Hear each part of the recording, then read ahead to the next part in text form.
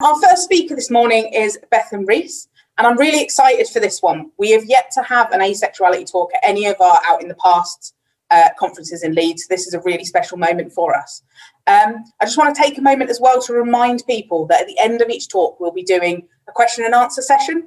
So if any of you have got any questions that you'd like to ask of Bethan, if you just look to the bottom of your Zoom screen, there's a Q&A button. If you just stick the question in there, I'll be asking a selection of them to Bethan at the end of her talk. In which case, with no further ado, I will pass over to Bethan. Thank you. Cool, let's get started. So good morning, everyone. Thank you so much for coming along today. I'm Bethan. I use she, her pronouns, and I am a long-time member of Ancient House's Teenage History Club. I was part of the group who curated the exhibition prior to the people helping history out of the closet and ran tours and various events surrounding LGBT+ history. When we were creating the content, one thing that we wanted to make sure was that we included as many identities as possible, including asexuality. I myself identify as asexual and aromantic, and I really wanted to learn more about asexual history because those stories weren't as easy to find. And today I'm here to give you a fun, light-hearted, hopefully sort of comedic introduction into asexual history. I mean, it's 10 o'clock in the morning. Hopefully this will be a fun way to get you awake and learn some cool new stuff about asexuality. No, I'm not talking about the self-reproductive amoeba type of asexual, and I am afraid you are at the wrong talk if you are looking for that. I'm talking asexual as a series of identities. So grab a cup of tea, a bit of cake or pie or something, because I'm going to take you on a journey this morning and show you that, yes, asexuality does exist. So let's start at the basics for those of you who don't know. What is asexuality? No, it's not being sexually attracted to the letter A. As helpful of a letter it is, at the end of the day, it's only worth 1 point in Scrabble. Asexuality basically means the lack of sexual attraction to any gender. And this doesn't necessarily mean an asexual or ace person doesn't have sex. Some may be repulsed to it, but there are still those who enjoy getting it on, if you know what I mean. Me? I'm the kind of person that feels ever so slightly awkward watching sex scenes in films. Asexuality is often referred to as a spectrum because of the different identities it entails, such as demisexual, only having sexual attraction with a close relationship, and grey ace, only feeling sexual attraction in some instances. Oh, apologies.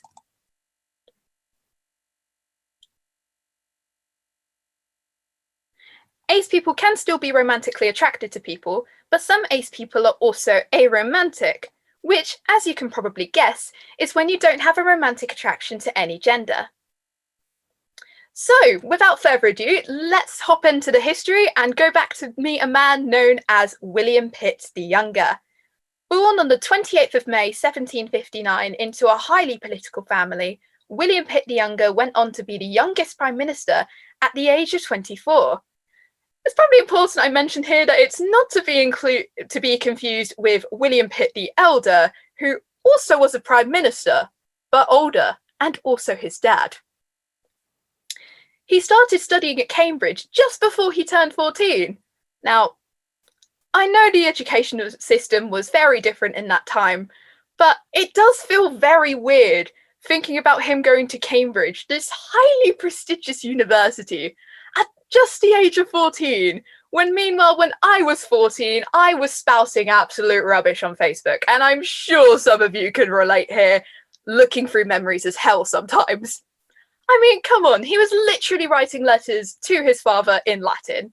And I mean, yes, I know nowadays any kid with Google Translate, even if it's wildly inaccurate, can do that too. But doing it from your own knowledge, that is a flex and a half. Anyway, Pitt was regarded by some to be one of the greatest prime ministers, well, of course, subject to opinion. He was commonly known to not be attracted to women, which led to some satire, including this satirical verse. "'Tis true, indeed, we oft abuse him, because he bends to no man, but slander's self dares not accuse him of stiffness to a woman." Yep, that's exactly what you're thinking. The implication of this is essentially a dick joke. Classy. He was known to have close relationships with men, one such relationship being compared to that of James I and the Duke of Buckingham, which, I don't know if anyone else agrees, there doesn't seem to be any heterosexual explanation to that story. However, it is also important to note that he didn't have any sexual relationships with these men either. So that gives a basis for some, including me, to think that he might be homoromantic but asexual. And interestingly enough, it turns out that William Pitt the Younger is actually an ancestor of mine. I'm a descendant of a fellow ace. It makes sense, really. There has also been evidence of early social movements that could be considered asexual or wider LGBT+ movements. For example, the spinster movement of the late 1800s, and this was a big feminist movement that wanted to push against the ideas that men set of what a woman was supposed to be in society. The spinster movement in particular focused a lot around sex and not marrying, which at the time was a very radical idea. Some ideas were even anti-sex as a whole. However, they did manage to successfully push for the raising of the age of consent in both America and the UK. Historians have really considered this movement to be LGBT+ in some way, including wondering if it was highly asexual. Around this time, in 1869, Carl Maria Kurt Burney coined the terms homosexual and heterosexual, which of course you will be very familiar with. However, around this time he did also coin the term monosexual. The definition? People who only masturbate. I mean, close, I guess. Pretty specific, but close. Jumping forward to 1948, when another name was given to us. Dr. Albert Kinsey included those with no sociosexual contacts or reactions on the Kinsey scale in a distinct category known as X. It definitely stands out as the only letter in a scale of numbers. Imagine if we'd stuck with that instead of asexual. I mean, think of all the pop culture jokes. X-Men, the X Factor. Oh, how the opportunity was lost. Asexual activism and feminism still continued to go hand in hand almost a century after the spinster movement. In 1972, Lisa Orlando wrote an essay known as the Asexual Manifesto. Disillusioned by feminist narratives at the time, she looked at asexuality not so much as an identity, but as she describes, a commitment to defy and ultimately destroy the baseless concepts surrounding both sex and relationships which support and perpetuate the patriarchy. She also stated, this manifesto is not the last word on asexuality, it is only a beginning. And she was right. Not only are you hopefully listening to me right now, discussion only continued to rise, and the idea of asexuality as an identity became more clear. On the 17th of May, 1997, Zoe O'Reilly wrote an article for an online magazine, and this article was called My Life as an Amoeba. That's right! There was asexuality content on the internet before Tumblr! Take that, exclusionists! Anyway, it's a really interesting article about identifying as asexual in the 90s, which, thanks to the wonderful Wayback Machine, is still online and available to be read.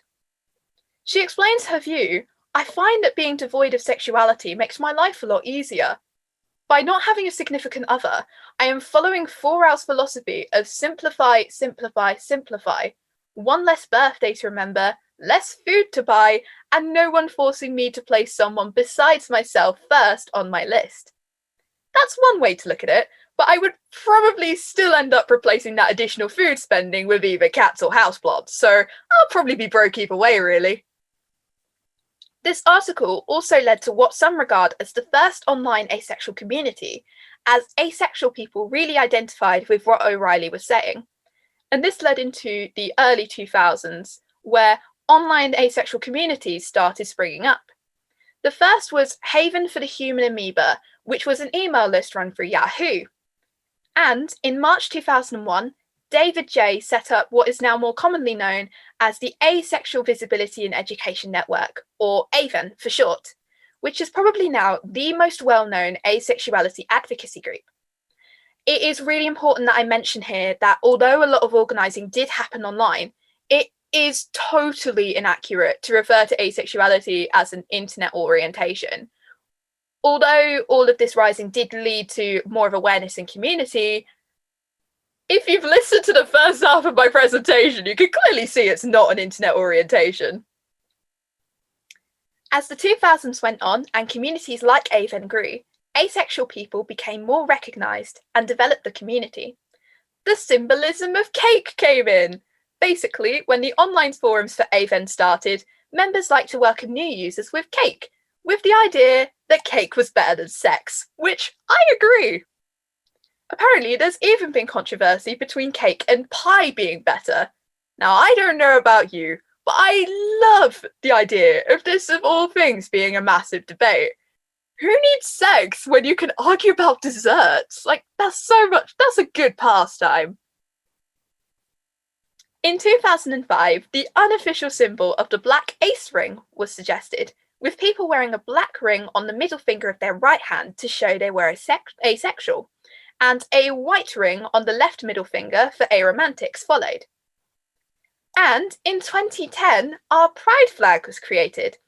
Avon held a competition on their forum for people to submit designs for an asexual pride flag, and the members then voted on the design. And this was the winning design. The colours used were part of the Avon logo, but like other pride flags, they also have their own meanings. The black stripe represents asexuality, the grey stripe represents grey aces and demisexuals, the white stripe represents non-asexual partners and allies, and the purple represents community. Alongside this, in 2010, the very first Asexual Awareness Week, now more commonly known as ACE Week, was held, and this runs at the end of October every year. Nowadays, although there is more to be done, especially when it comes to exclusionary attitudes, asexual people are definitely being more recognised, and asexuality is starting to be included more in LGBT+ campaigns. Avon regularly march at some Pride events, including London Pride. At London Pride 2019, the first asexual bar event was held, known as the Ace of Clubs, which also gives more proof that asexuals are incredible at naming things. We have activists like Yasmin Benoit, an asexual activist and model, making waves, breaking stereotypes, and providing incredible visibility. And on the 31st of January this year, literally the day before LGBT+ History Month began, and I actually had to go back and put this in because it is very big, an International Asexuality Day was announced, and the first ever one will be held on the 6th of April this year. All of that is pretty ace, huh? I'm so sorry, that is terrible, but I had to do that somewhere. I'd like to finish this by talking a little bit about my experiences as an aro-ace person.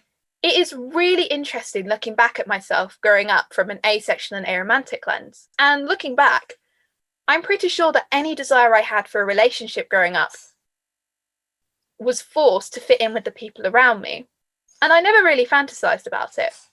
I am autistic, and unfortunately, if anyone may be able to relate, growing up as that one autistic kid in a mainstream school, people really loved to make fun of me, and I had some people decide to think it was a great idea to ask me out as a joke. Although it really did upset me at the time because, you know, that's really cruel, I never really knew why I even said yes in the first place, and it really didn't affect me soon after.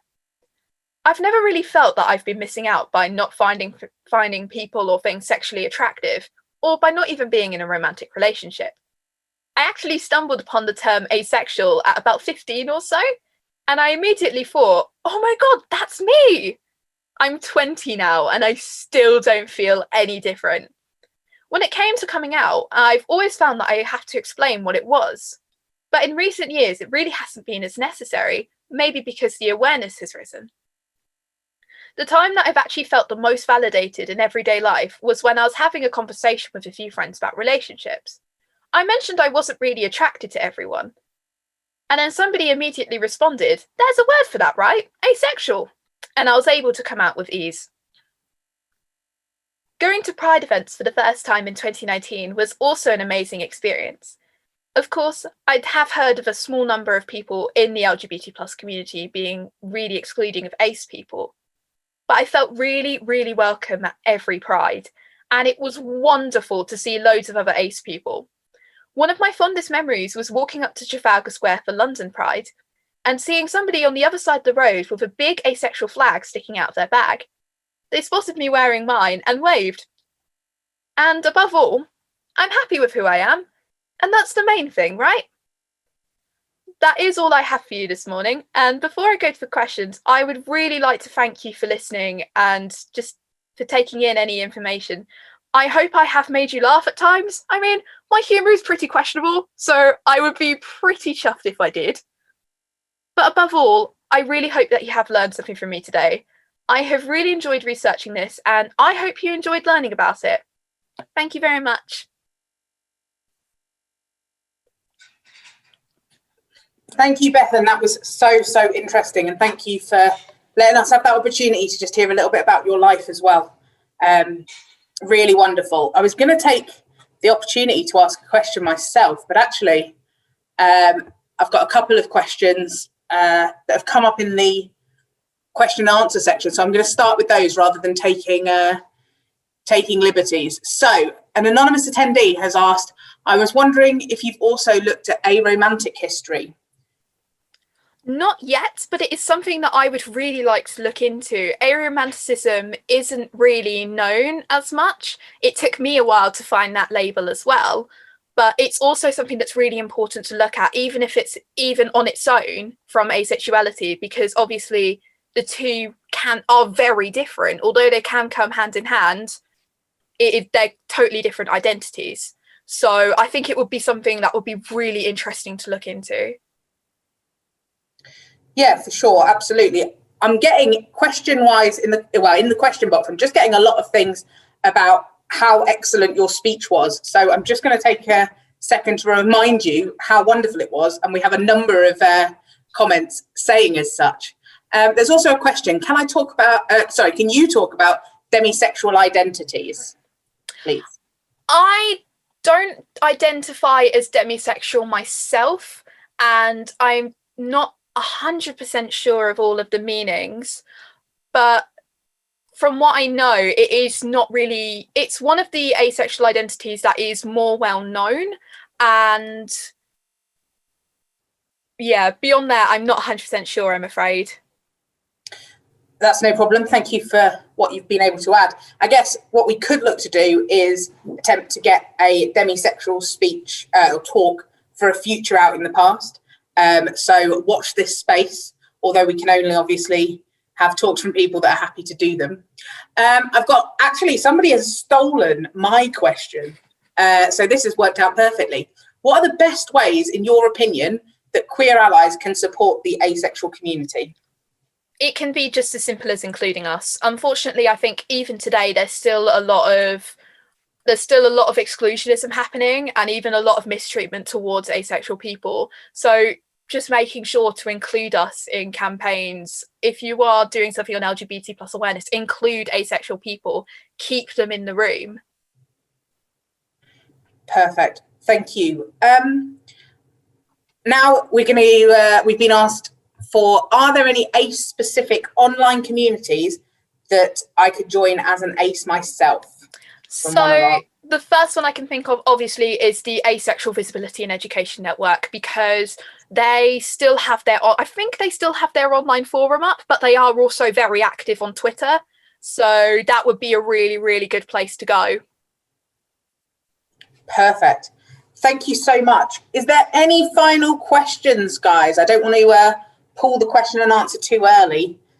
So I'll just give people, I'm a teacher in my regular life, so I'm quite used now to letting people just have a few moments to type in the chat and check whether they'd like to answer any questions or ask any questions. So we'll give them 30 seconds of me just verbally filling. No, I think that is all of the questions answered. We've got another thank you so much. This was hilarious, which I absolutely concur with. It definitely was very funny, Bethan. Thank you. I've been seeing all of your comments because I've had the Q&A box. I really appreciate it. Good. I forgot that you'd have access to that. That's perfect. Okay. Well, thank you so much, Bethan.